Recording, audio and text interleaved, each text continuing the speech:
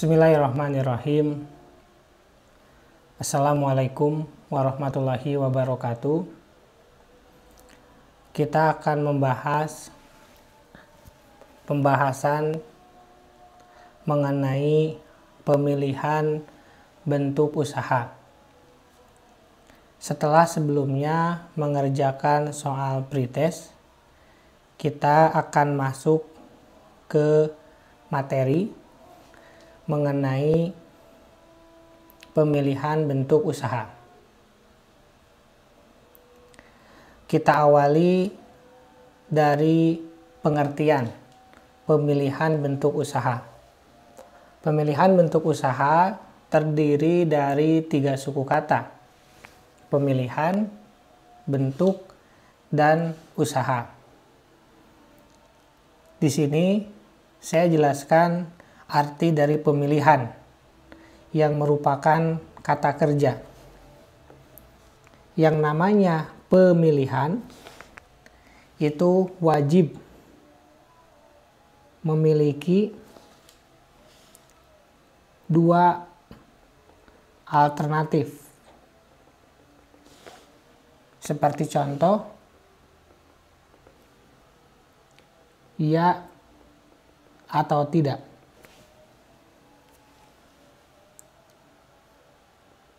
Ke-1 atau ke-2.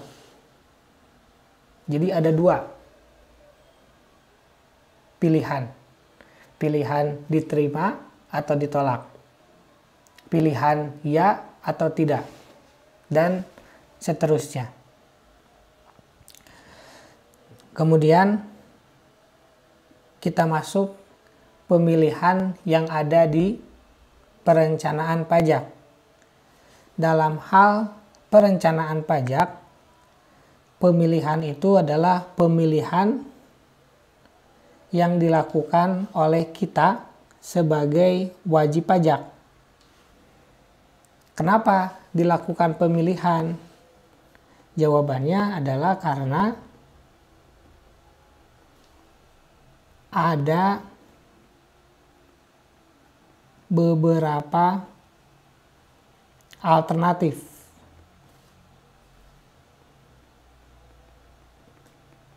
yang bisa dipilih. Sebagaimana dijelaskan di awal, pemilihan itu harus memiliki pilihan. Yang namanya pilihan itu lebih dari 1. Nah, dalam pajak itu ada alternatif-alternatif yang bisa kita lakukan. Nah, alternatif yang bisa kita lakukan itu kita mengenal dengan adanya istilah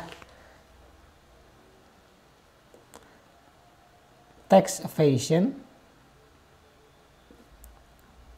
dan juga tax avoidance. Dan sebagaimana dibahas pada materi di bab yang ke-1, perencanaan pajak yang akan kita bahas itu lebih kepada tax avoidance atau penghindaran pajak. Dan sudah dibahas juga sebelumnya, yang namanya tax avoidance itu boleh dilakukan. Kenapa? Karena apabila kita melakukan tax avoidance, maka tidak ada aturan perundang-undangan yang dilanggar. Makanya di dalam tax avoidance itu ada syarat. Syarat yang pertama adalah tujuan dari tax avoidance itu sendiri, yaitu membayar pajak secara efisien. Syarat yang kedua adalah tidak melanggar aturan. Ini yang membedakan dengan tax evasion. Tax evasion juga sama, melakukan perencanaan agar pajaknya efisien. Namun dalam tax evasion tidak memperhitungkan apakah melanggar aturan atau tidak. Jadi pemilihan dalam pajak itu ada karena adanya alternatif-alternatif yang bisa kita pilih. Berikutnya yaitu bentuk. Bentuk itu memiliki banyak arti sebagaimana yang saya tuliskan di sini.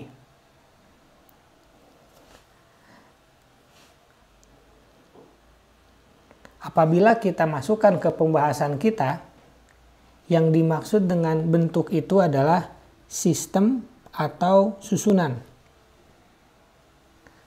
Karena dalam pajak terdapat bentuk. Nah, bentuk yang ada di pajak itu ada dua. Yang pertama OP, yang kedua badan. Itu adalah bentuk. Jadi tadi pilih memiliki minimal dua alternatif, dan alternatif yang bisa dipilih itu dibagi menjadi dua kalau di pajak, OP atau badan. Itu pengertian bentuk. Kemudian kata yang ketiga yaitu usaha. Usaha itu di sini ada beberapa makna. Kalau misalkan dalam kegiatan, maka usaha itu menggerakkan tenaga, pikiran, atau badan. Tapi kalau dalam hal perdagangan, itu bermakna mencari untung. Nah, pengertian di atas itu, apabila kita simpulkan, maka bentuk usaha itu dibuat dengan tujuan tertentu. Jadi dibuat untuk mencapai suatu tujuan. Apa tujuan dari suatu perusahaan itu? Dalam hal yang kita sedang bahas ini, yaitu nilai perusahaan. Ya, nilai perusahaan.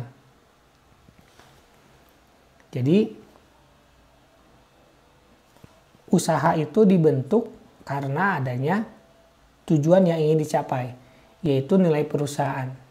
Dan nilai perusahaan itu sudah dibahas di materi yang ke bab 1. Kalau tidak mencari keuntungan, maka dia itu akan mencari reputasi.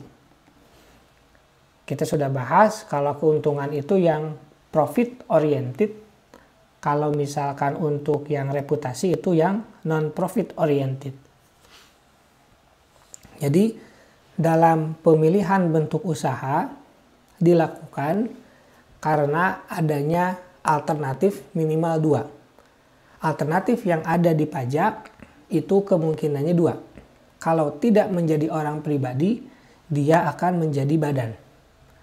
Kemudian bentuk usaha itu dipilih karena adanya usaha yang ingin dicapai. Usaha yang akan dilakukan agar tujuan tercapai. Apa tujuannya? Tujuannya adalah untuk meningkatkan nilai perusahaan. Apa itu nilai perusahaan? Nilai perusahaan adalah keuntungan bagi perusahaan yang termasuk ke dalam profit oriented atau reputasi bagi perusahaan yang termasuk ke dalam non-profit oriented.